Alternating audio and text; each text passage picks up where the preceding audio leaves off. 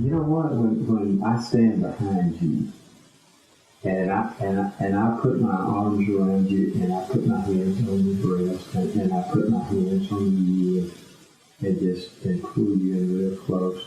I love that too. I want everyone to know, though, that I have never had a physical affair with Mrs. Mason. Well, a lot of explosive allegations taking place at the Capitol after the release of the recordings of alleged sexual conversations involving Governor Bentley and his top aide, Rebecca Mason.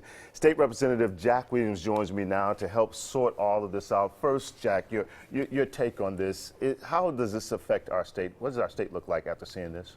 Well, it's a difficult situation. It's embarrassing for the governor, Miss Mason, and their families.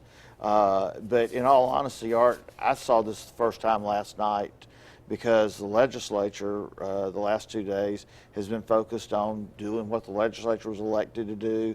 The Senate was working on the budgets. We were in committee meetings yesterday in the House, as well as had a calendar with 30-something bills on it yesterday. Yeah, that's right. You guys are trying to do the business of the state. Now you've got the governor apologizing. You've got these tapes that are being leaked about these possible sexual improprieties, whatever they are. Does this impact the governor's ability to lead the state when he's got to defend this and fight this and apologize for this? Well, it's a difficult situation for the governor, and what we've determined as legislators is we've got to focus on the job we were elected to do.